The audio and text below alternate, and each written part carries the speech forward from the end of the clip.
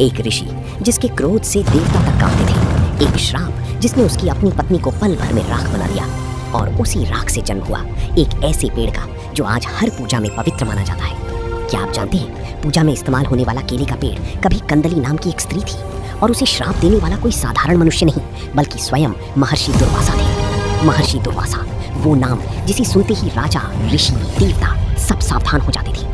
कहा जाता है उनके क्रोध से शकुंतला का प्रेम संकट में पड़ गया। उनकी श्रापों से बड़ी बड़ी राजाओं और देवताओं को भी कष्ट सहना पड़ा, क्योंकि दुर्वासा सिर्फ ऋषि नहीं थे, वे भगवान शिव की रुद्र अंश से उत्पन्न माने जाते थे। लेकिन सवाल ये है, जिस ऋषि के नाम से तीनों लोग डरते थे, उसी ऋषि को अपनी ही पत्नी को भस्म होने का श्राप क्यों देना पड़ा?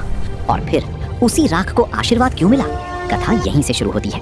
कथा के अनुसार महर्षि दुर्वासा का विवाह ऋषि और्व की पुत्री कंदली से हुआ था। कंदली सुंदर थी, लेकिन उसका स्वभाव बहुत तीखा था। वो छोटी छोटी बातों पर कठोर शब्द बोल देती थी। विवाह के समय ऋषि और्व ने दुर्वासा से हाथ जोड़कर प्रार्थना की, ऋषिवर, अगर मेरी पुत्री से कभी कोई गलती हो जाए तो कृपा करके उसे क्षमा कर दीजिएगा।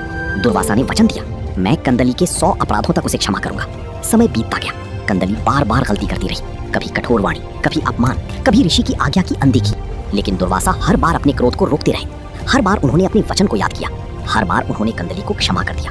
पर एक दिन एक ऐसी भूल हुई जिसने सब कुछ बदल दिया। एक रात दुर्वासा ऋषि ने कंदली से कहा, मुझे ब्रह्म मुहूर्त में जगा देना, मुझे एक महत्वपूर्ण अनुष्ठान करना है। कंदली ने हाँ कह दिया, लेकिन रात गहरी हुई और वो आलस में सोती रह गई। ब्रह्म मुहूर्त निकल गया, सूरज की पहली किरण धरती पर पड़ चुकी थी।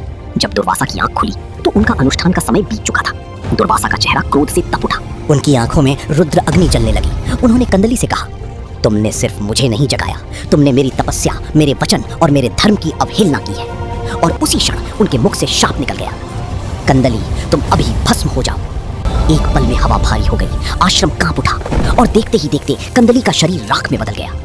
लेकिन क्रोध शांत होते ही दुर्वासा टूट गए। जिस क्रोध से संसार डरता था, आज वही क्रोध उनके अपने जीवन को जला चुका था। वो राख के पास बैठ गए, उनकी आंखों में पछतावा था। कथा के अनुसार इसी पश्चाताप के समय भगवान विष्णु दुर्वासा के सामने प्रकट हुए।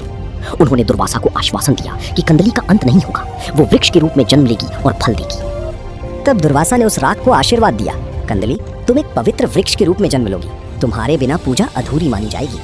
और उसी राख से जन्म हुआ कंदली वृक्ष का, जिसे आज हम केले के पेड़ के नाम से जानते हैं। इसीलिए केले का पत्ता पूजा में बिछाया जाता है, केले का फल प्रसाद में चढ़ाया जाता है। क्रोध जीवन को राख बना सकता है, लेकिन सच्चा पश्चाताप उसी राख को भी पवित्र बना सकता है। अगर आप महर्षि दुर्वासा के सबसे भयानक श्रापों की और रहस्यमयी कथाएं सुनना चाहते हैं तो चैनल को अभी सब्सक्राइब कर लीजिए और कमेंट बॉक्स में जय श्री विष्णु लिखना मत भूलिए।